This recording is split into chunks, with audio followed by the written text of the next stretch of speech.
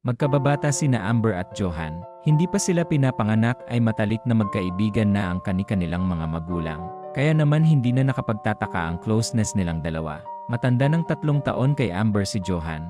Sa paglipas ng panahon hindi nagbago ang pakikitungo ng dalawa sa isa't isa. Magkaiba man ang takbo ng karir nila ay napapanatili pa rin ang magandang samahan. Busy man sa kanya-kanyang buhay ay nagkakaroon pa din sila ng oras para magkita. Subalit, sa isang hindi inaasahang pangyayari, nagbago ang pakikitungo ng bawat isa, ganun din ang kanilang estado. Lalo na nang may matuklasan si Amber sa katauhan ng kaibigan. Sabay-sabay nating pakinggan ang journey ni na Amber at Johan. Pagkabukas ng cellphone ni Amber ay ang mensahe agad ng kaibigang si Lara ang bumungad sa kanya. Nagtatanong ito kung nasaan na siya. May usapan kasi silang magkaibigan na manonood ng gig ni Andrew, ang boyfriend niyang lead singer ng isang sikat na banda. Agad naman siyang nag-reply sa kaibigan, pinaalam niya dito na paalis pa lamang siya ng kondo niya. Naiiling na lang siya sa sobrang pagkapangtual ng kaibigan. Nang masend ang mensahe ay inilagay na ni Amber sa bag ang cellphone. Kinuha niya ang susi ng kotse sa drawer at pagkatapos ay pinasadahan ng tingin ang sarili sa salamin. "You look very pretty." Puri niya sa kanyang sarili habang sinisipat sa salamin. Ninitian niya ang refleksyon sa kanyang full-length mirror. Ang kanyang suot ay spaghetti strap na blouse at leather pants. Pagkatapos ay pinatay na niya ang ilaw sa kwarto at bumaba. Ngunit kumunot ang noo niya nang marinig ang tunog ng wine chime. Sino kaya ang pwedeng maging bisita niya ng mga oras na yon? Piping tanong niya sa isipan. It was almost 10 in the evening ayon sa wall clock na nakasabit sa sala nang tingalain niya ito. Nasagot ang tanong niya nang buksan ang pinto. Nagulat siya nang makita ang kaibigang si Johan na nakasandal sa hamba ng pintuan. Mahigit 2 buwan na niyang hindi nakikita ang binata. Childhood friend niya si Johan, magkalapit lamang ang mga bahay nila sa Laguna. "Masama ang pakiramdam ko. Makikitulog muna ako dito, hindi ko na kayang mag-drive pa uwi sa Laguna." Sabi nito, hindi na hinintay na sumagot siya, at nagpatiuna ng pumasok sa loob at walang paalam na nahiga sa sofa. Nag-aalala siyang sumunod dito at sinalat ang kaibigan sa leg. Mataas na ang lagnat nito. Nagmulat ng mga mata si Johan nang maramdaman ang palad niya. "Masakit ang lalamunan ko, and my head is throbbing. Mamaya lang siguro ay may sipon na ako."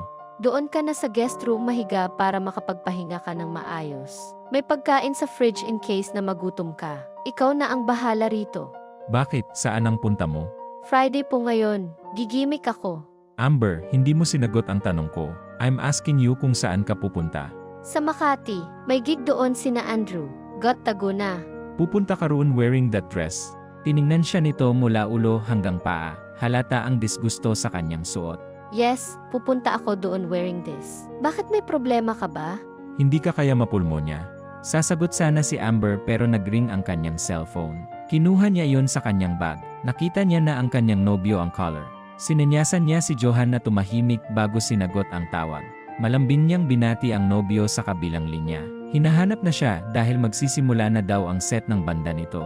Sinabi niya naman na paalis na siya ng kondo bago binaba ang tawag at muling isinilid sa bag ang cellphone. Akala niya ay makakaalis na siya subalit hindi pa rin siya nakaligtas sa kaibigan sa pambubuska. Kahit may sakit ay nakuha pang gayahin ang mga sinabi niya. Mataman pala itong nakikinig sa pakikipag-usap niya sa nobyo. Sa inis niya ay nasinghalan niya ito. Ngunit bigla siyang nag-tone down nang maisip na may sakit ang kaibigan.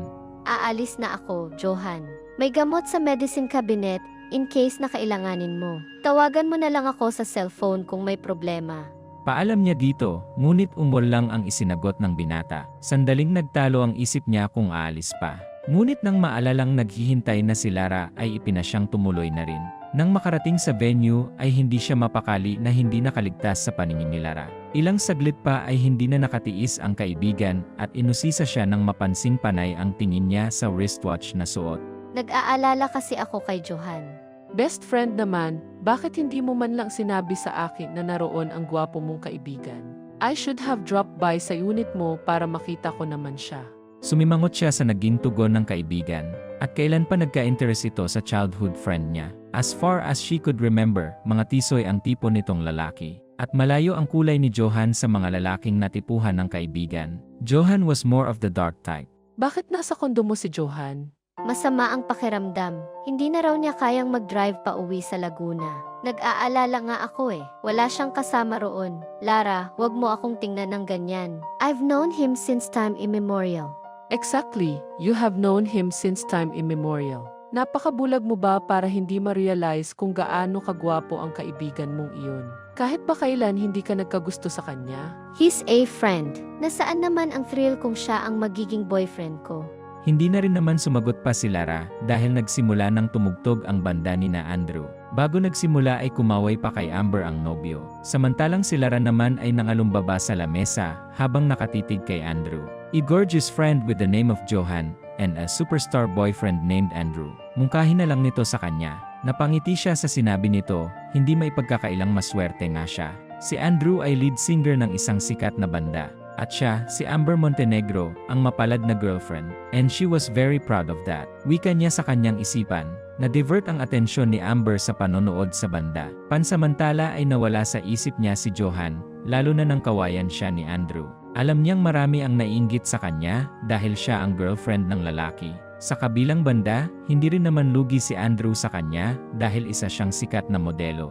The relationship had been quoted as made in heaven by the local press. Ngunit ilang sandali pa ay hindi rin siya nakatiis dahil kahit anong gawin niya ay lumilipad ang kanyang isip sa kaibigan na naiwan sa condo unit niya. Nagpaalam na siya kay Lara at pinapasabi na lang sa nobyo na nauna siyang umalis kung sakaling hanapin siya nito. Nagprotesta pa ang kaibigan, hintayin niya na lang daw matapos ang set ng nobyo. Subalit hindi na talaga siya mapakali, tumayo na siya at kinuha ang bag. Nagbili na lang siya kay Lara na sabihin na una na siyang umuwi dahil sumakit bigla ang kanyang ulo at tatawagan niya na lang ito kapag hinanap siya ng nobyo. Mahigpit niya din pakiusap na huwag sasabihin nasa condo unit niya si Johan dahil alam niyang selos na selos ang nobyo kay Johan kahit wala namang dapat ipagselos. Sinubukan pa siya nitong pigilan, ngunit sa bandang huli ay pumayag naman ito. Napangiti na lang siya, kahit kailan ay maaasahan talaga ang kaibigan. Humalik na siya sa pisngi nito bago nagmamadaling lumabas ng cafe. Pagdating sa kondo ay tahimik siyang pumasok sa guest room. Nakita niyang mahimbing na natutulog si Johan. Lumapit siya at sinalat sa leg ang binata. Nakahinga siya ng maluwag nang malamang wala na itong lagnat. Nagkaroon siya ng pagkakataong pagmasdan ang kaibigan. Tama si Lara, gwapo nga ito. He was a typical tall, dark and handsome type. But Johan was not just typical. May kung ano sa personalidad ng binata na kakaiba. At hindi niya ito maisip. Siguro, ang makatutukoy niyon ay ang maraming babaeng nakarelasyon ng kaibigan. Kumilos si Johan at nahubad ang kumot na nakatakip sa katawan. Napako ang mga mata niya sa hubad nitong dibdib. Malapad iyon at siksik, para bang kay sarap isubsob ng mukha niya roon. Ipinilig niya ang ulo na hindik sa pumasok sa isip. At kailan pa niya pinag-interesan ang katawan ng kaibigan. Naiilig na kinuha niya ang kumot at itinakip iyon sa katawan ni Johan. Pagkatapos ay maingat siyang lumabas ng kwarto at nagtungo sa kanyang silid. Kalalabas niya lang ng shower room nang marinig ang pagtunog ng cellphone. Pangalan ni Andrew ang nakita niya sa screen.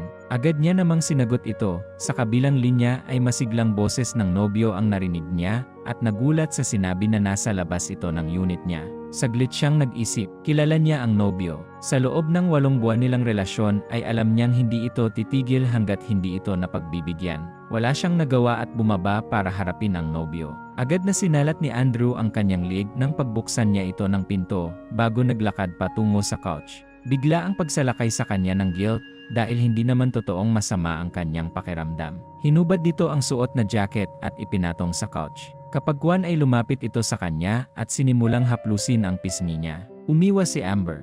You got me worried, baby.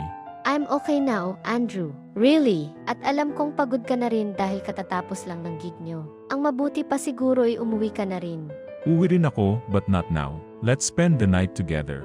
Inangkin nito ang kanyang mga labi, tinugon naman ni Amber ang halik ng nobyo. He was such an expert kisser. Nang maramdaman niya ang kamay ni Andrew na pilit na pumapasok sa loob ng kanyang roba, ay itinulak niya ito. Bahagya lang itong lumayo, at kapag kuway ang likod ng tainga naman niya ang hinalikan. Nang aktong hahalikan na naman siya nito ay mabilis na lumayo si Amber. Kinakabahang sumulyap siya sa may hagdan, iihim na naiusal na sana ay mahimbing ang tulog ni Johan. Umuwi ka na, Andrew. Come on, Amber. What's wrong if we spend the rest of the morning together? I'm not yet ready. This is not the right time. Kailan ka magiging handa? Amber, there's nothing wrong with making love. It's just a way of expressing how much we love each other. It's a beautiful experience to share. I love you at kung anuman ang mangyari sa atin ngayon, nakahanda akong panagutan iyon. 8 buwan na silang magnobyo at ganoon na rin katagal na iniungot nito ang bagay na yon. Pero iyon ang isang bagay na hindi niya maibigay, dahil talagang hindi pa siya handang isuko ang iniingatan niya. Akmang hahalikan siya nito nang marinig nila ang pagtikhim na nagmula sa hagdan. Sa sulok ng mga mata niya ay nakita niya si Johan na nakatayo sa may puno ng hagdan, hubad baro at naka-boxer shorts lang. Marahas na lumingon si Andrew sa binata. Nahiling ni Amber na sana ay lumubog na lang siya sa kinatatayuan. This can be happening to me. Bulalas niya pa sa isip. Nagpalipat-lipat naman ang tingin ni Andrew sa kanya at kay Johan, na hindi maikakaila ang mali siya sa mga mata. Kaswal namang naglakad papunta sa kusina si Johan na parang walang anumang tinanguan lang nito si Andrew. Ilang sandali ang nakalipas bago tila nakahuma si Andrew. Anong kalokohan ang ginagawa niya dito? Galit na tanong ng kanyang nobyo. Napapikit na lang siya. Selos na selos si Andrew kay Johan noong una pa man itong nakita ang binata. At hindi rin ilang beses na pinagdudahan kung nagkaroon sila ng relasyon ni Johan. Pinabulaanan naman niya yon dahil wala naman talaga. Ang kanila ay isang simpleng kaso ng platonic na relasyon. Nakumbinsi naman niya ito na magkaibigan lang talaga sila ni Johan. Ngunit sa pagkakataong iyon, hindi na siya sigurado kung maniniwala pa ang nobyo.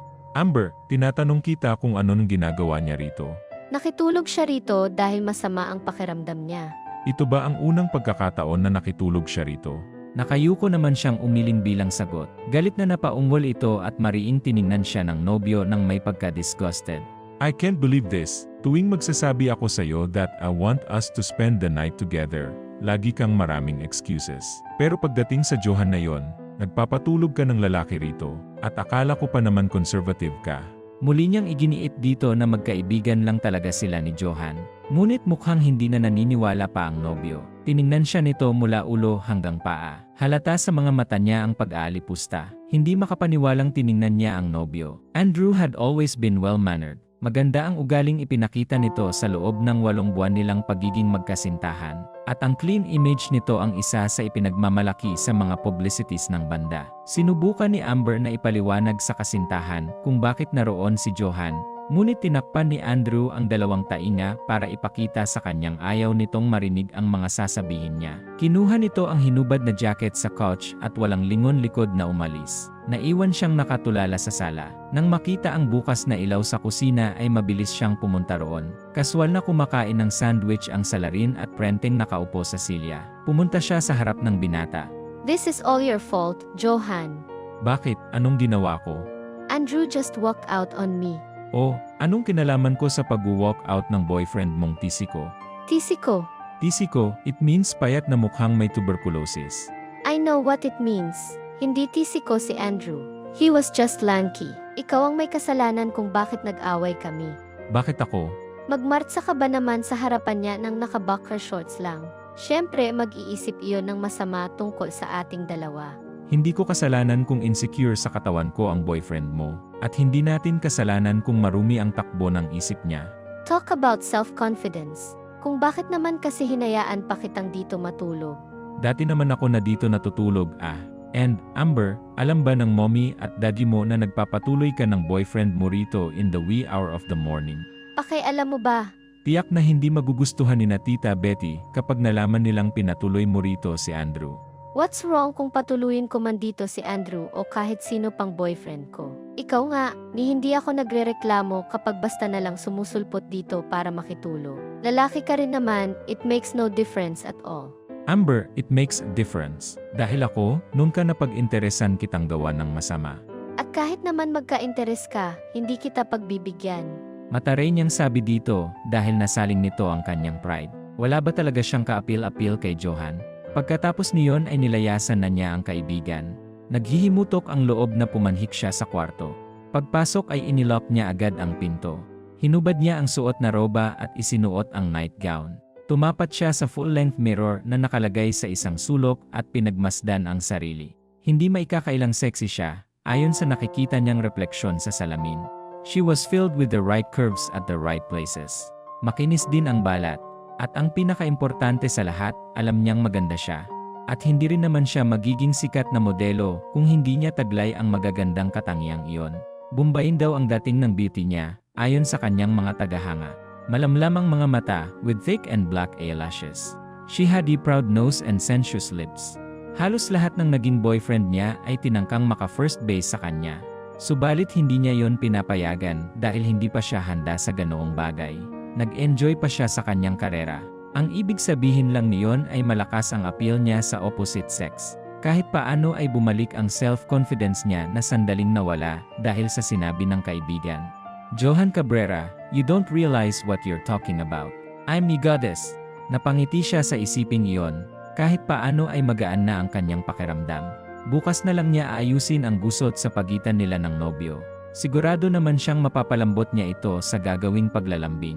Nang magising siya kinabukasan ay magaan na ang kanyang pakiramdam. Inabot niya ang cellphone sa ibabaw ng headboard.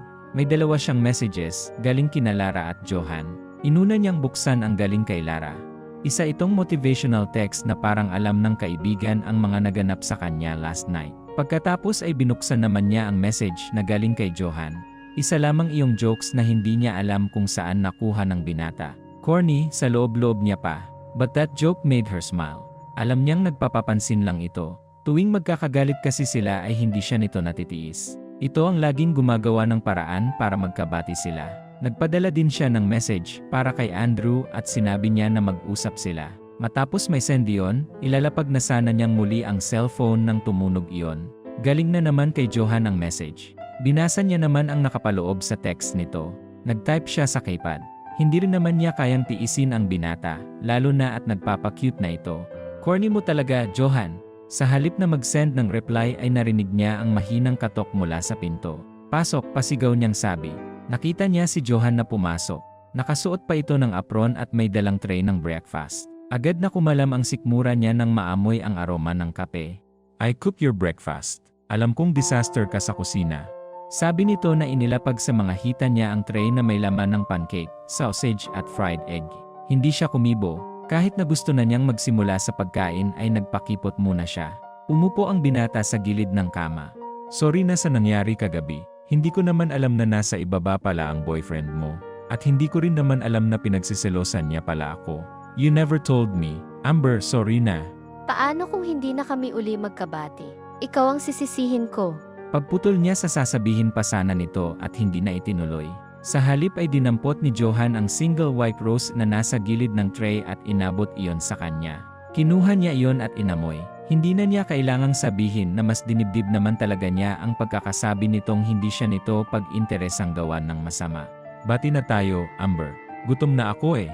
Bakit hindi ka pa kasi kumain doon sa kusina? Boring kumain mag-isa. Nakasimangot naman niyang dinampot ang isang tinidor. Kumalam na naman ang kanyang sikmura. Iniabot niya rito ang hawak na tinidor. Does it mean na hindi ka nagalit sa akin? Depende. Kung masarap ang pagkakaluto mo nitong pancake. Ako pa. Alam kong paborito mo iyan kaya ginalingan ko talaga ang pagluluto. May pagmamalaki sa boses nitong sabi. Masaya nilang pinagsaluhan ang inihanda nitong breakfast. Pumasok sa isip niya si Andrew. Tiyak na magpuputok lalo ang botse ng nobyo kung makikita nito ngayon kung gaano sila ka-close ni Johan. Sabay ka na sa aking umuwi sa Laguna. Namimiss ka na raw ng mommy mo. Pinasusundo ba niya ako sa iyo? May sakit ako kagabi, di ba? Nabanggit lang niya iyon noong minsang mapadaan ako sa inyo. Matagal ka na raw hindi nakakauwi sa inyo. Sabay na rin tayong lumuwas sa Monday, so no need to bring your car. Alam mo, Johan, you're so presumptuous. You can't resist me, Amber. Ang lakas ba naman ng convincing power ko? Besides, think about your parents. Oo na. Sasama na ako pa uwi sa iyo mamaya. Ngunit bigla siyang natigilan. Paano niya masusuyo si Andrew kung uwi siya? Nagigilty naman siya kahit paano. Mahigit 3 buwan na nga yata siyang hindi nakakauwi sa kanila. Busy kasi siya sa bagong bukas nilang butik ni Lara. Hayaan mong ang boyfriend mo ang makarealize na mali siya sa pagiging marumi ng isip niya. Paano mo nalaman? Na ano? Na nag-aalala ka sa pagtatampo ng boyfriend mo. Easy, sweetheart, you're wearing your heart on your sleeves. Ang daling mabasa sa mukha mo what's worrying you. Natigilan siya. Ganoon ba talaga siya ka-transparent? Hindi niya alam kung bakit nagdulot iyon ng kaba sa kanyang dibdib. If Johan could easily read her like a book, delikado pala ito dahil madali nitong malalaman ang mga sekreto niya. But then, wala naman siyang top secret, so at least, safe siya sa ngayon. Napagdesisyonan niya na sa Monday na nga lang kakausapin ang nobyo. Palalamigin niya muna ang ulo nito, sa huli ay pasya niya. Sagot ko ang bakasyon mo sa Laguna, Amber. I'll make you forget your lanky boyfriend. Pagbubuluntaryo pa ng kaibigan, napailing na lang siya. She was sure na mas gusto nitong sabihin ang tisikong boyfriend bilang panukoy kay Andrew. Noong araw ngang iyon ay magkasama silang umuwi. Pagdating sa bahay nila ay laking tuwa ng mommy niya nang makitang kasama siya ni Johan. Nagpasalamat ito sa lalaki dahil napilit at naisama daw siya pauwi. Naglalambing niya namang niyakap ang ina. Kung hindi ka payayain itong si Johan, hindi mo maiisip na umuwi dito sa atin. I've been busy, Mommy. Bago pa lang ang business venture namin ni Lara. Gusto kong makilala agad ang butik namin. Kung bakit naman kasi pinahihirapan mo ang sarili mo. You can just concentrate on your modeling. Nakakasawa rin namang rumampa. Mabuti na iyong may fallback kami ni Lara in case wala nang kumuha sa amin bilang ramp model. Pwede mong pamahalaan ang antique business natin. Hayaan mong magpahinga na ang daddy mo.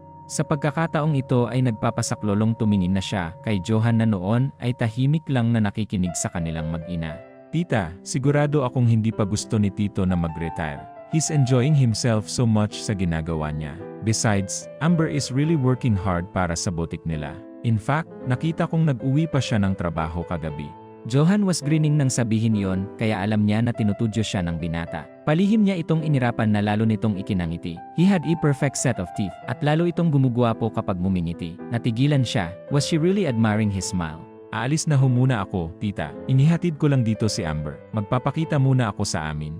Salamat sa pagpapauwi mo rito kay Amber. Anytime, tita. Sagot ng binata na kumindat pa sa kanya. Sinundan nilang mag-ina ng tingin si Johan hanggang mawala ito sa kanilang paningin.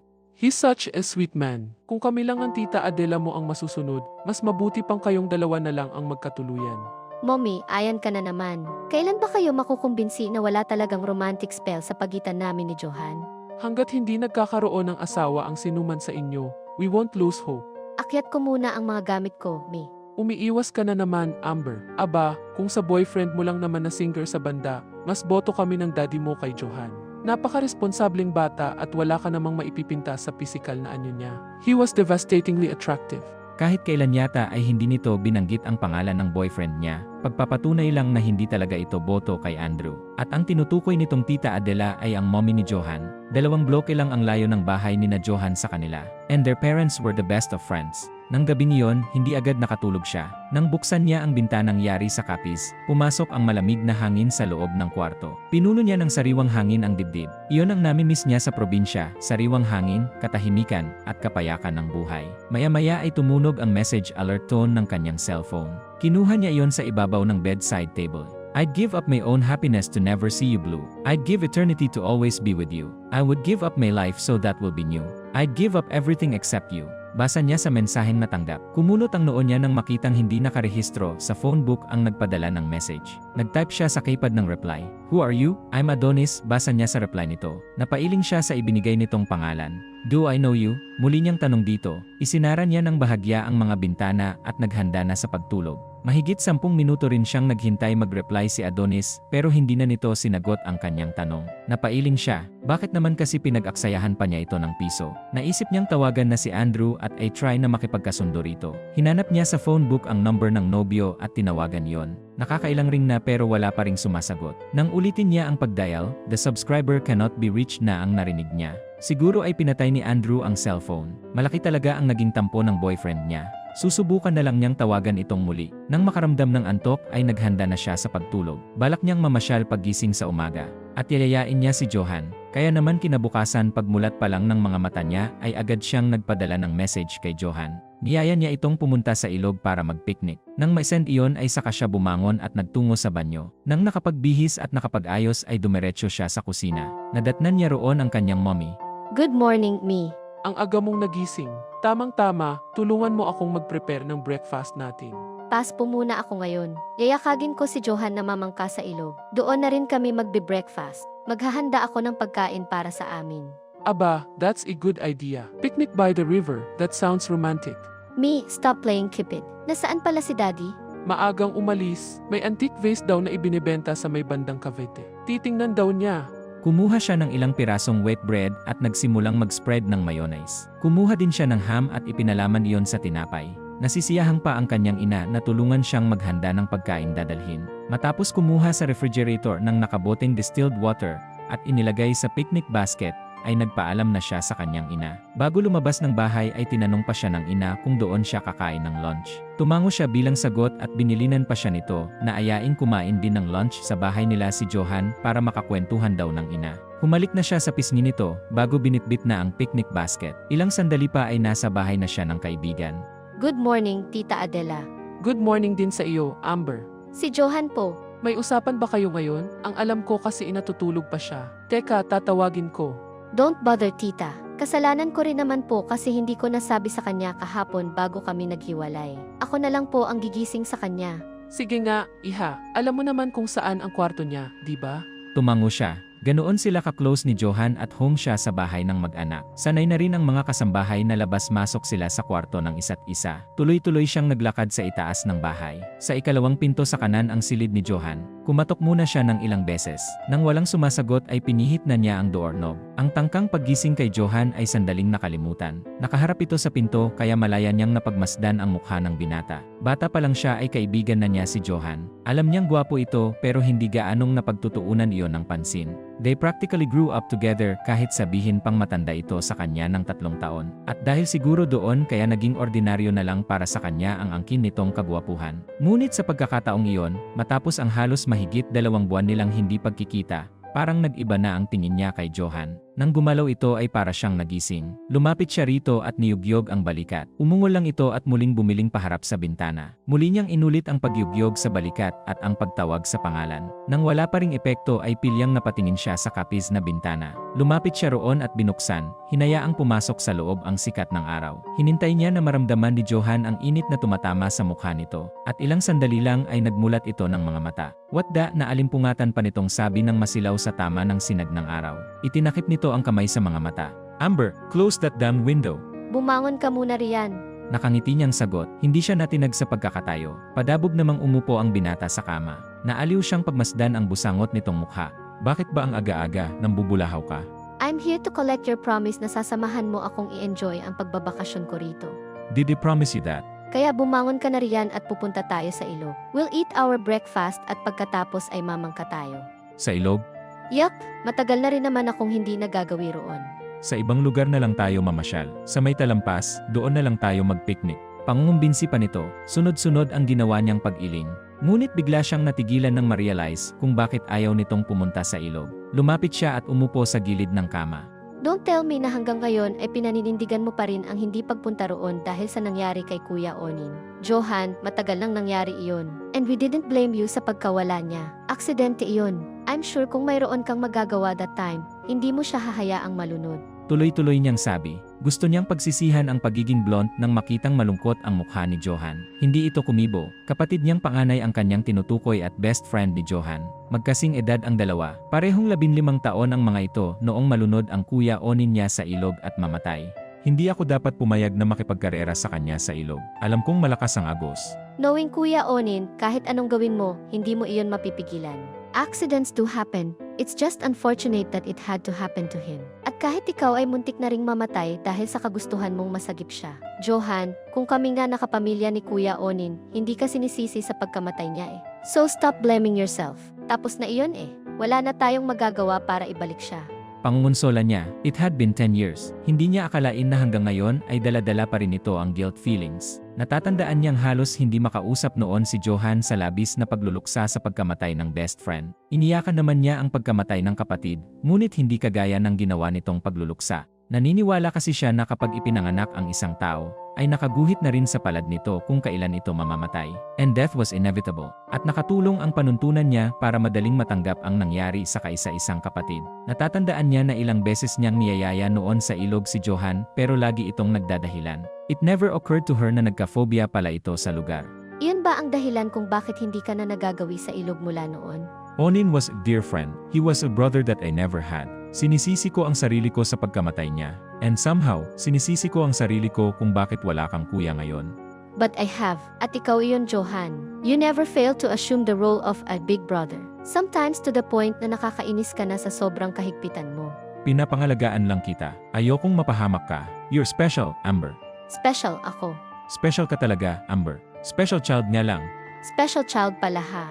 Nadampot niya ang unan na ginamit nito, at bago pa ito nakailag ay mabilis na niya itong nahampas. Tumatawang bumaba si Johan ng kama at patakbong tinungo ang banyo. Naka-boxer shorts lang ito. Ibinato niya ang hawak na unan pero sa pinto na ng banyo iyon tumama. Ilang sandaling nanatili siyang nakatitig sa pinto ng banyo. Naririnig na niya ang lagaslas ng tubig. Ngunit parang nag-echo pa sa tainga niya ang sinabi ni Johan. You are special, Amber. Hindi niya alam kung bakit naghatid ng kilig ang sinabi ni Johan. Naiilig na lumabas siya ng kwarto. Bakit ba binibigyan niya ng mali siya ang sinabi ng binata? Ilang sandali pa ay binabaybay na nila ang daan patungong ilog. Beautiful, bulalas niya nang makarating doon. Pinuno niya ng sariwang hangin ang dibdib. Pagkatapos nilang kumain ni Johan ng almusal sa may tabing ilog ay namangka naman sila sa pamimilit na rin niya. This is life. Nakangiting tiningnan niya si Johan na noon ay tahimik na tahimik habang marahang sumasagwan. Hindi ka ba nag-enjoy, Johan? Okay lang, naninibago lang siguro ako.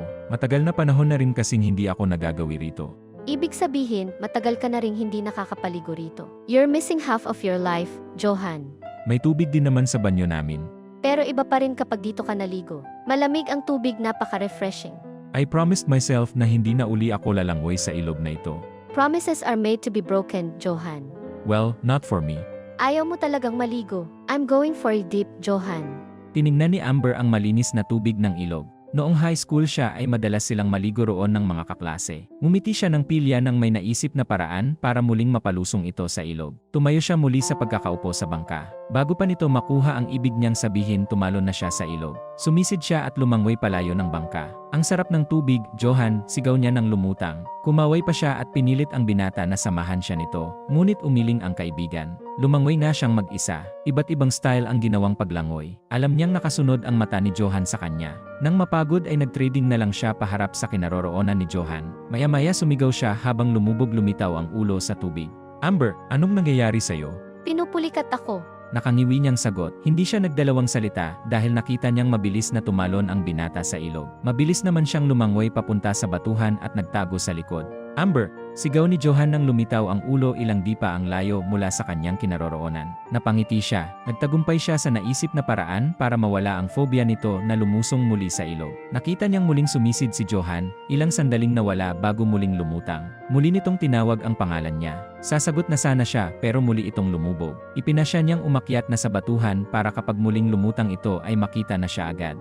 Johan, Tawag niya nang makitang lumutang na uli ito. Kinawayan niya ito. Mabilis itong lumangoy palapit at umakyat sa batuhan. Napalis ang ngiti niya nang makita ang labis na pag-aalala sa mga mata ng binata. Mahigpit siya nitong niyakap. Oh God, I thought I've lost you. Pakiramdam niya ay napigil niya ang sariling paghinga. Naghatid ng init sa buong pagkatao niya ang emosyong nasa boses ni Johan. Ilang sandali ang nakalipas bago siya inilayo nito. Ngunit nanatiling nakayakap ang isang kamay sa kanya. Ang isang kamay naman ay inihahaplos sa pisngi niya. Malamig ang hangin dumadampi sa balat niya. Ngunit pakiramdam ni Amber ay sinisilaban siya sa init na dulot ng haplos nito. Huwag mo na uling gagawin yon. Tinakot mo ako.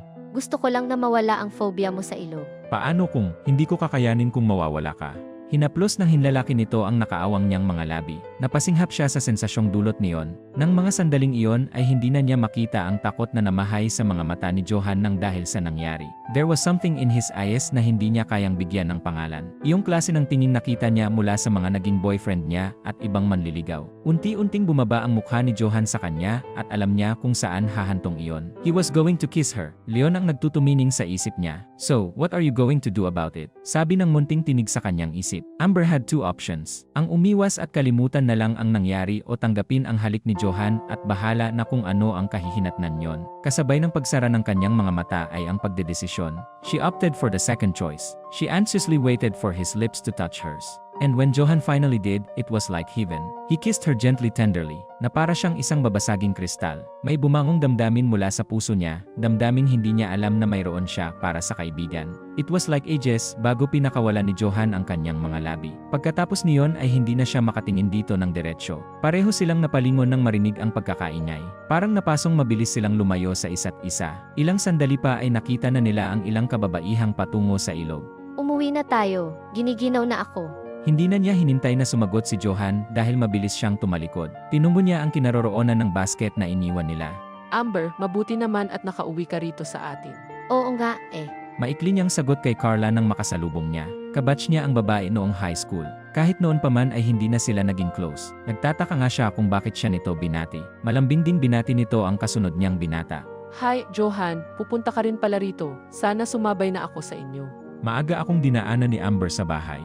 Narinig niyang sagot nito, kumunot ang noo niya. Sa tono ng pananalita ni Carla ay halatang may gusto ito kay Johan. O pinatulan na ito ni Johan. Pinigilan niya ang sariling lumingon para makita ang reaksyon ni Johan. Parang tinarakan ang dibdib niya sa isipin. At kailan ka pa natutong magselos sa mga babaeng nakarelasyon ni Johan? Anang munting tinig sa kanyang isip. Ipinilig niya ang ulo. Sa loob ng ilang minuto ay parang nag-iba ang takbo ng damdamin niya kay Johan. At may palagay siyang malaki ang magiging epekto ng pagkakatuklas niya sa nasabing damdamin sa kanilang buhay. Hindi na niya alam kung ano pa ang sinabi ni Carla dahil binilisan na niya ang paglalakad. Tinanguan na lang niya ang iba pang kasama ni Carla. Kung gusto pa ni Johan na makipagkwentuhan sa babae ay bahala ito sa buhay nito. Ngunit nang akmang bubuhatin niya ang picnic basket, ay naunahan na siya ni Johan na buhatin ito. Relief ang naramdaman niya nang makitang kasunod na rin pala niya ito. God, ano ba ang nangyari sa amin kanina? Wala silang kibuan hanggang makarating sa bahay nila. Ipinagpasalamat na lang niya na hindi nagtangkang magbukas ng mapag-uusapan si Johan. Ano bang nangyari sa iyo't basang-basa ka, Amber? Pati ikaw, Johan. Naligo po kami sa ilog, tita.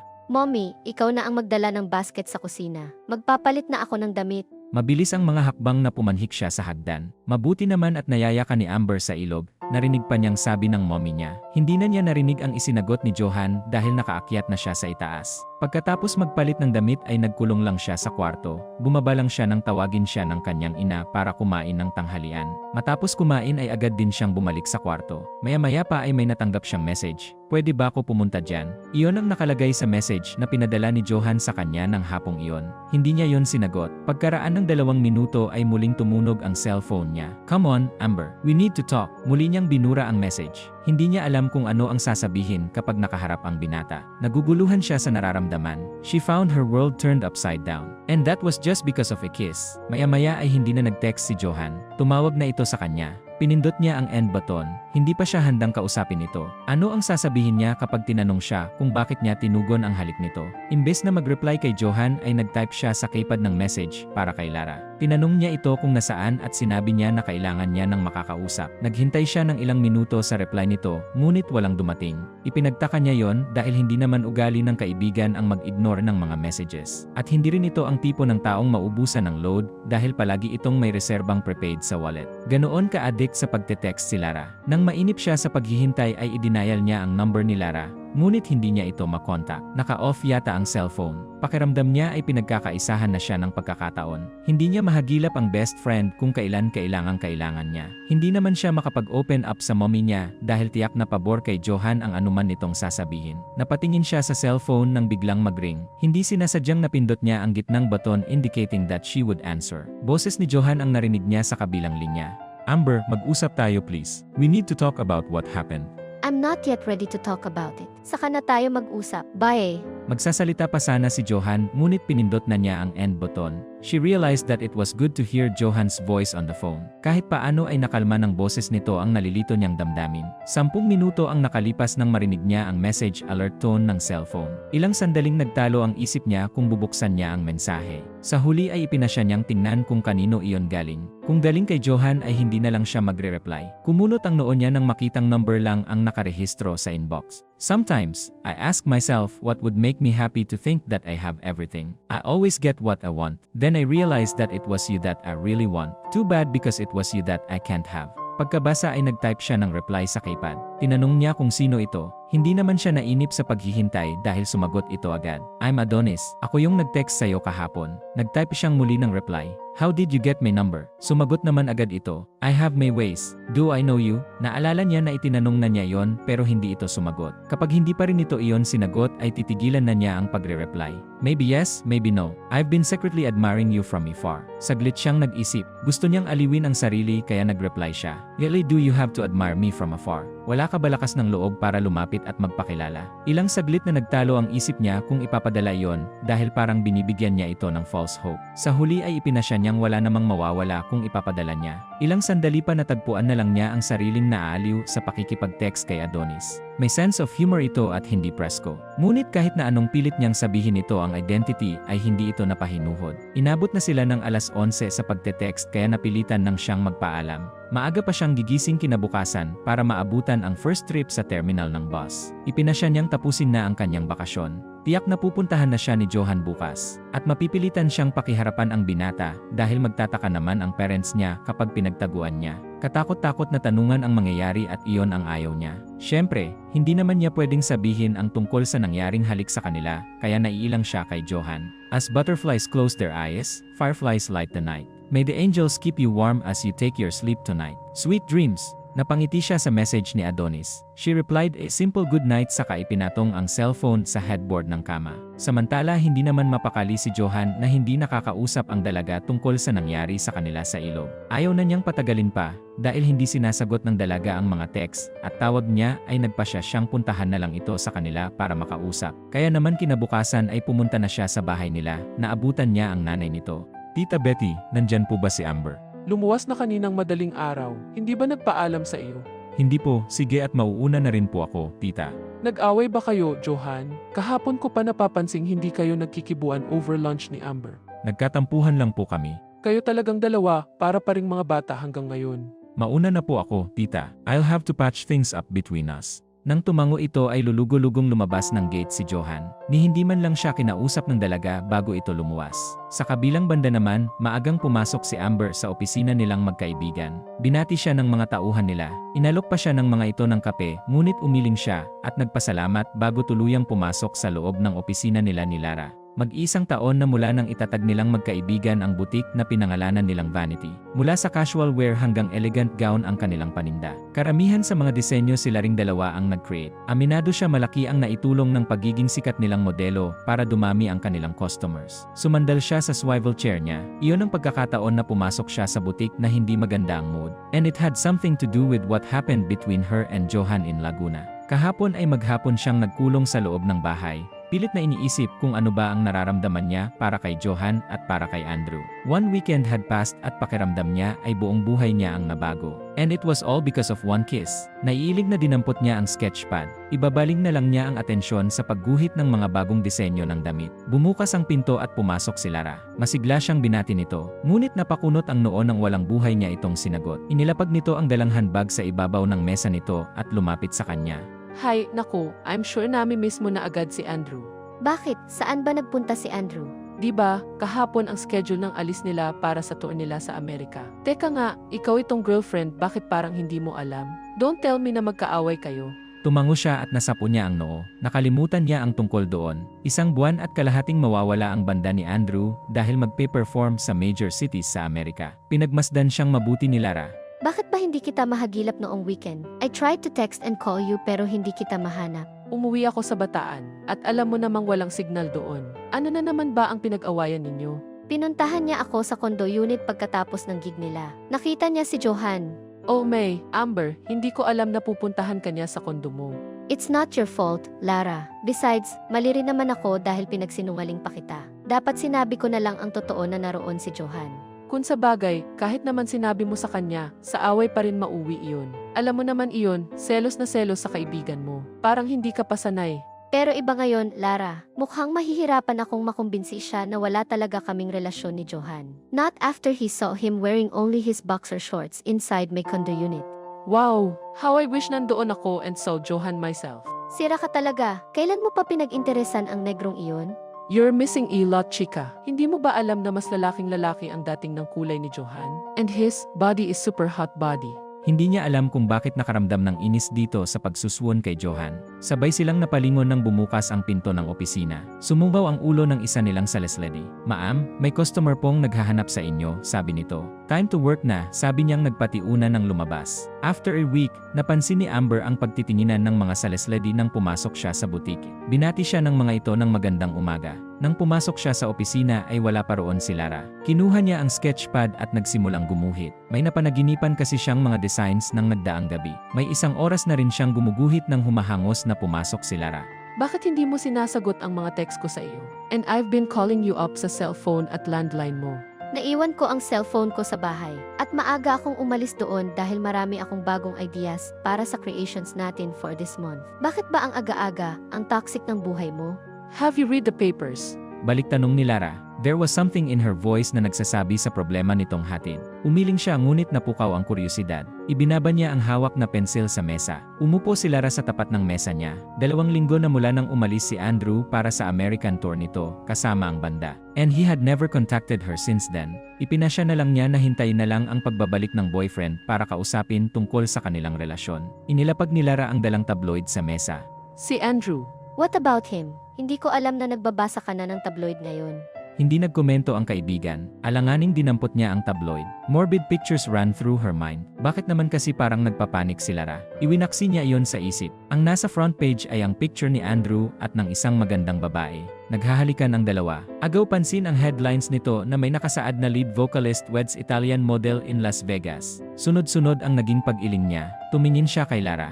That bastard. Nag-aalmusal ako noong tanungin ako ng maid namin tungkol sa balitang iyan. Tinatanong kung totoo raw. Pilit niyang kinalma ang sarili at muling pinasadahan ng tingin ang larawan sa front page. Kahit paano niya pagbali-baligtarin ang dyaryo, talagang si Andrew ang naroon. He was in a tuxedo at ang babaeng kahalikan ay nakasuot ng puting sexy dress. Binasa niya ang kalakip na artikulo sa showbiz section tungkol doon. Pakatapos mabasa ay ibinato niya ang hawak na dyaryo sa mesa. Nag-aalalang nilapitan siya ng kaibigan. Itinaas niya ang isang kamay para pigilan itong magsalita ng mga comforting words. Galit siya. She never felt insulted in her whole life. Ang walang hiyang yon. Sa isip ay pinapatay niya ang dating kasintahan. She felt like screaming, pero hindi niya gagawin yon. Naiintindihan na niya ngayon kung bakit ganoon na lang ang tingin ng mga salesledi nila sa kanya. Naawa ang mga ito sa kanya. Ilang sandali pa ay napagpasyahan na lang niyang umuwi na lang muna. Hindi siya makakapag-concentrate sa kanyang trabaho sa sitwasyon niya ngayon. Dinampot niya ang bag sa mesa bago nagpaalam kay Lara. Ngunit pinigilan siya ng kaibigan sa braso sabay nagwika ng, Ako na lang ang dadalo sa birthday party ni Mama Sylvia. Magdadahilan na lang ako kung bakit hindi ka nakadalo. Doon na ako didiretso sa condo unit mo pagkatapos ng party. Dadalo ako, Lara. Turan naman niya dito, maang na napatingin ang kaibigan sa kanya. Ayokong isipin ng mga taong nagluluksa ako sa ginawang pagpapakasal ni Andrew. Uwi lang ako sa bahay para i-compose ang sarili ko. Mamayang gabi, I'll be ready to face the whole world again. Are you sure? Siguradong may mga press people doon. And you are a celebrity in your own right. Tiyak na pagpipiestahan ang issue na iyan ng mga reporters. Mas dapat akong magpakita roon. I'll see you at the party. Ikaw na muna ang bahala rito. Don't do something stupid. Don't worry, I won't. Kumpiyansang tugon naman niya sa kaibigan para maibsan ang pag-aalala nito. Humalik siya sa pisngi nito at tuloy-tuloy nang lumayo. Nang makalabas siya ng opisina ay nakita niyang lumingon sa kanya ang mga salesledi. Animo may stiff neck siya sa tigas ng kanyang leg. Pagdating sa kondo niya ay dumiretso siya kaagad sa kanyang kwarto. Pabagsak siyang nahiga sa kama matapos mailapag ang bag sa bedside table niya. Ilang sandali lang ay narinig niya ang sunod-sunod na tunog ng telepono. Hinugot niya ang kabo nito pagkatapos marinig ang messages sa answering machine. Maya-maya ay tumunog naman ang message alert tone ng cellphone niya. Kinuha niya iyon sa headboard ng kama. Galing sa mommy niya ang text message. Ayon sa message, nalaman na ng mga magulang ang tungkol sa pagpapakasal ni Andrew. Hindi na niya tinapos ang pagbabasa ng message. Binura niya agad iyon, pati ang iba pang messages na hindi pa nabubuksan. Pulos galing sa mga kaibigan ang mga mensahe at natitiyak niyang puro pagbibigay ng simpatsya lang ang laman. In-off na lang niya ang cellphone. Nakatulala lang siyang nakatitig sa kisam habang pinapakiramdaman ang sarili. She was hurting inside dahil sa ginawa ni Andrew. Hindi niya akalaing ganoon kabilis siyang kinalimutan ng lalaki. Na binaliwala nito ang 8 buwan nilang pinagsamahan, ni hindi man lang siya nito binigyan ng respeto at kahihiyan. Tama lang na dumalo siya sa party. Ningiti siya at magkukunwaring hindi apektado. She just wished she could endure the night. Subalit parang bigla na lang niyang gustong pagsisihan ang pagdalo sa party.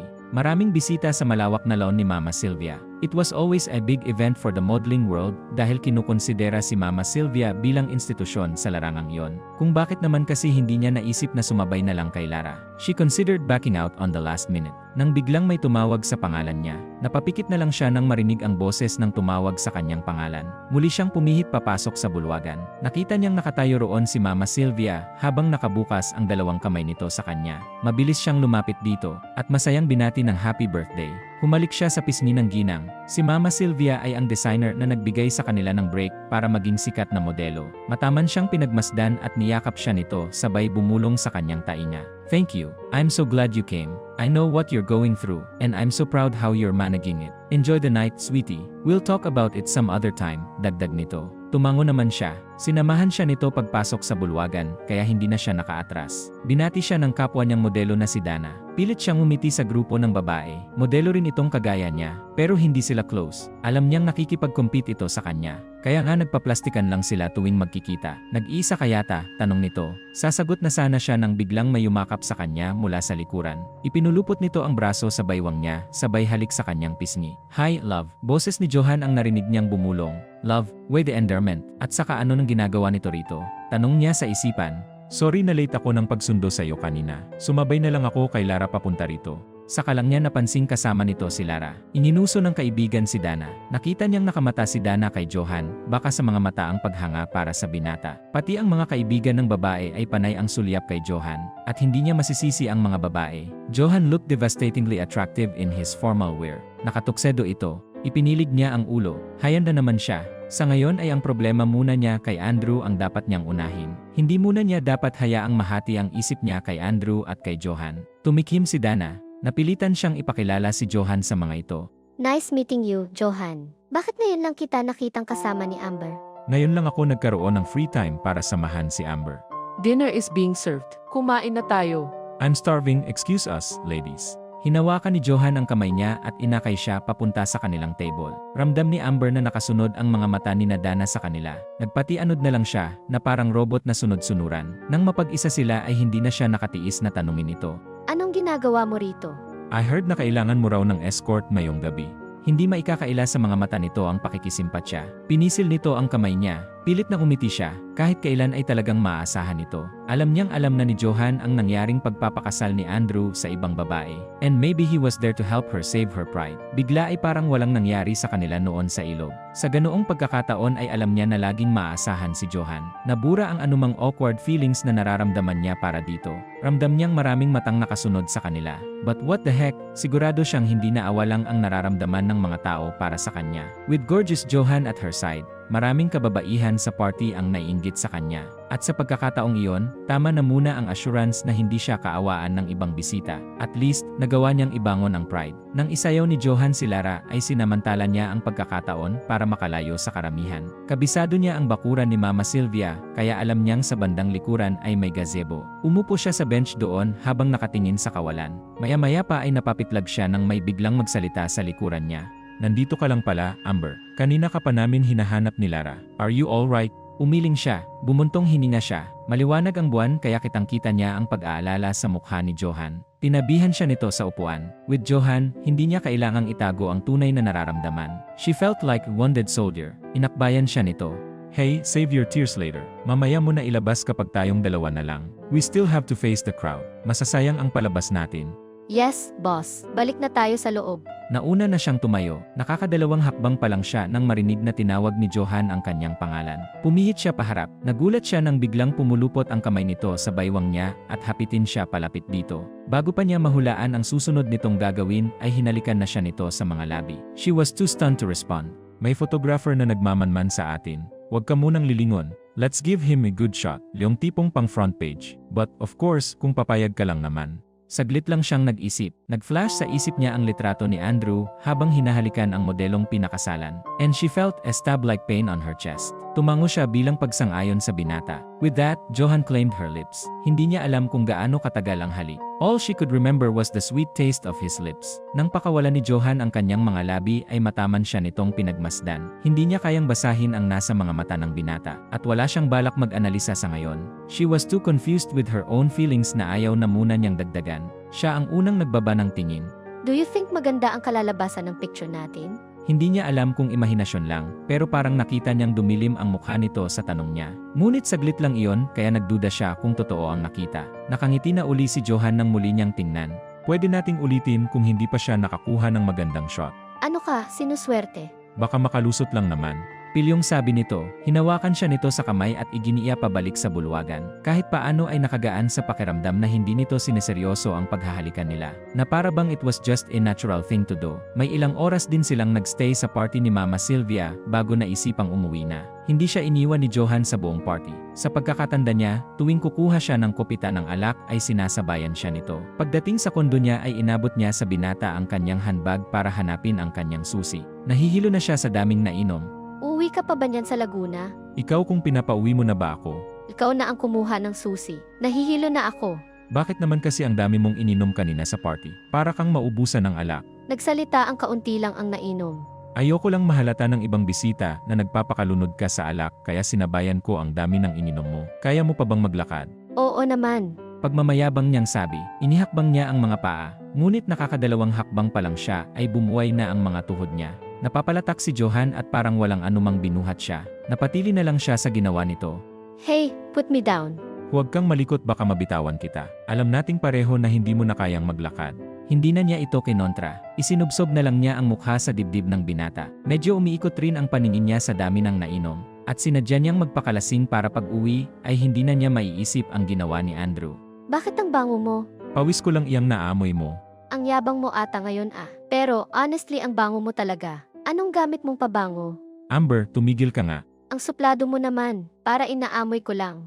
Ikinawit niya ang kamay sa batok nito at muling isinubsob ang mukha sa malapad nitong dibdib. Inamoy-amoy pa rin niya ang dibdib nito. She heard his faint gasp. Ano kaya ang nararamdaman ni Johan habang magkadikit ang mga katawan nila? Was he reacting like normal man should? Ipinilig niya ang ulo, kung ano-ano na ang kanyang naiisip. Nang makapasok sila sa kwarto ay agad nitong inion ang ilaw. Naramdaman na lang niya na maingat siyang inilapag ni Johan sa kama. Matulog ka na, Amber.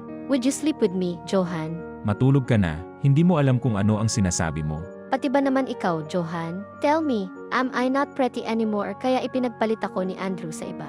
Sandali lang siyang nabigla sa sariling tanong. Nakatulong ang espiritu ng alak para mawala ang inhibisyon niya sa katawan. Pumihit naman si Johan palabas ng kwarto. Napapikit siya. Talaga bang wala na siyang kaapil-apil kaya tinatanggihan na siya? Tuluyan nang kumawala ang self-pity niya. Ang self-esteem na bumaba dahil sa ginawang pang-iwan sa kanya ni Andrew ay tuluyan nang nawala. Ngunit ilang sandali lang naramdaman niya ang bigat ni Johan nang umupo sa gilid ng kama. Narinig niya ang mahina nitong pagmumura. Dahan-dahan siyang nagmulat ng mga mata. Nakita niyang nakatunghay ito sa kanya. Tumingin ka sa akin, Amber. Tanga si Andrew dahil pinakawalan ka niya. He doesn't know what he's losing. Maybe he did, kaya nga iniwan niya ako eh. Cause AME good for nothing, frigid conservative girlfriend who doesn't want to jump into bed with him. Hindi mo kasalanan kung makitid ang utak ng boyfriend mo. Nag-igtingan ang mga bagang ni Johan. Sasagot pa sana siya pero naramdaman niyang hinihila na siya ng antok. Pumikit siya sa kaumisod palayo. Tinapik niya ang kabilang bahagi ng kama. Ilang sandali na ang nakalipas ngunit hindi pa rin ito tumitinag sa kinaupuan si Johan. Muli siyang nagmulat ng mga mata. Nag-aalangan pa rin ang binata. Matulog na tayo, Johan. Dito ka na sa tabi ko matulog. Come on, dati naman noong mga bata pa tayo. Tabi tayong natutulog, diba? Iba noon, Amber. Walang kaibahan, Johan. Besides, ikaw naman ang nagsabi noon na nung ka na pag-interesan mo ako, diba? Nalulungkot ako, Johan. Why don't you sleep here with me? Samahan mo ako sa pag-iisa ko. Napangiti siya nang mag-alis ito ng sapatos. Sumampa na ito sa kama at tumabi sa kanya. He tried to crack the joke, ngunit alam niyang tensyonado ito. Baka mamaya ikaw ang magka-interes na gawan ako ng masama ha. Don't worry, even if I want to, I'm too drunk to carry it out. Night, Johan, sweet dreams. Good night, Amber. Sweet dreams. Iyon na ang huling niyang natatandaan dahil tuluyan na siyang hinila ng antok. Sobrang sakit ang ulo ni Amber nang magising kinabukasan. I hate hangover, malakas niyang sabi. Naalala niya kung sino ang dahilan kaya marami siyang nainom ng nagdaang gabi. I hate you, Andrew, pasigaw niyang sabi. Bumangon siyang sapo ang ulo. Natigilan siya nang makitang nakanegliji siya. She didn't remember changing her clothes. Saglit siyang nag-isip, kasama nga pala niyang umuwi mula sa party si Johan. And she did remember na pinilit niya itong matulog sa tabi niya. Oh no, could it be possible na si Johan ang nagpalit ng damit ko? Tanong niya sa kanyang isipan. Pilit pa niyang inalala kung ano pa ang mga nangyari ng nakaraang gabi. But her memory was not functioning. Pakiramdam niya ay naparalisa na yon dahil sa dami ng nainom sa party. Oh God, I've got to remember what happened. Pero wala talaga siyang maalala. Nang mapagod sa kaiisip ay pinakiramdaman na lang niya ang sarili. Surely, mararamdaman niya kung may nangyaring kakaiba. She sighed in relief nang masigurong walang ibang nangyari sa kanila ni Johan. Kung nagkataon dobleng kahihiyan yon, imagine, para siyang batang pilit na pinatabi ang binata sa kanya. At kung sa ibang lalaki lang niya ginawa yon, that can be classified as an outright seduction, even an outright invitation. Mabuti na lang at si Johan ang kasama niyang natulog sa kama. Pero pagagalitan pa rin niya ito dahil sa ginawa nitong pagbibihis sa kanya. Nasaan kaya ang lalaking yon? Piping tanong niya. Siya na rin ang sumagot sa tanong na malamang ay nasa kusina ang binata at nagpe-prepare ng makakain. Tinungunan niya ang banyo para mag-shower, hoping against hope na mawala ang hangover. Matapos maligo ay nagpasya siyang bumaba na. Ngunit 3 baitang pa bago tuluyang makababa ng hagdan ay napatigil siya. Nakita niyang prenteng nakaupo ang mga magulang niya sa sala. Parang tinambol ang dibdib niya nang makitang madilim ang mukha ng ama. Katabi nito ang mommy sa mahabang sofa at parang umiiyak. And what really made her nervous ay ang hitsura ni Johan na tahimik lang na nakayuko sa seti. Agad niyang nahalatang may tensyon sa paligid. Napabilis ang paglapit niya sa mga ito. Humalik siya sa pisngi ng mga magulang. Naramdaman niyang gumalaw ang muscles sa mukha ng daddy niya. What brought you here? Akala kasi namin ng daddy mo, kailangan mo nang makakasama rito. Mabuti na rin na nakaluwas kami. Ngayon ay alam naming hindi mo naman iniinda ang ginawa ng boyfriend mo. Sabi ng daddy niyang sumulyap sa nakayukong si Johan. Malakas ang kabog ng dibdib niyang baling sa ama. May pakiramdam siyang may gustong tumbukin ang pananalita ng daddy niya. Sabay-sabay na tayong uwi sa Laguna ngayon para doon na pag-usapan ang kasal niyo ni Johan. Pagkarinig ni Amber sa salitang kasal ay nagpanik siya. Nagpapasaklolong tumingin siya kay Johan. Ngunit nanatili lang nakayuko ang binata. Agad na pumasok sa isip na baka nakita sila ng mga magulang na magkatabi sa kama. Sunod-sunod ang pag-iling na ginawa niya. Bakit kami magpapakasal, Dad? It's not what you think. Look Amber, hinayaan ka namin sa lahat ng mga ginusto mo. You wanted to modeling, we supported you. Gusto mong maging independent by going on your own, hinayaan ka namin. That's because we trusted you. But it's not every day that I would see my only daughter in bed with a man I trusted so much. And I won't tolerate this, Amber. Magpapakasal kayo ni Johan sa ayaw at sa gusto nyo. And that's final. I can't believe this. Dad, hindi kami pwedeng magpakasal ni Johan. We're just friends. Friends don't sleep together in one bed, lady. At paano mo ito ipapaliwanag? Dinampot ni Amber ang tabloid na ibinato ng ama sa coffee table. She gasped nang makita ang larawan nila ni Johan. They were kissing at alam niyang kuha iyon sa party ni Mama Sylvia. Who dumped who? Iyon ang nakalagay sa headline. Hindi na niya kailangang basahin ang artikulong kalakip. Amber knew na nakuha nila ni Johan ang gusto nilang impresyon. By this time, alam na ng buong bayan ng Laguna ang tungkol sa inyo ni Johan. Paano sa palagay mo kami haharap sa mga kababayan natin? Johan, pakakasalan mo ba si Amber? Opo, sagot ni Johan bago sumulyap sa kanya. Saka lang nakita ni Amber na bahagyang nangingitim ang gilid ng mga mata nito. At hindi na niya kailangang maging manghuhula para malaman kung saan nanggaling iyon. But that's not fair. Hindi namin kailangang magpakasal ni Johan dahil lang sa isang makalumang paniniwala. Oh, I see. Now, a liberated 21st century woman who just shrugs her shoulder off on premarital sex. At isang makalumang paniniwala kapag pinilit kitang magpakasal kay Johan dahil nakita ko kayong magkatabi sa isang kama. You talk to her, Johan, and put some sense in her head na dapat kayong magpakasal sa lalong madaling panahon.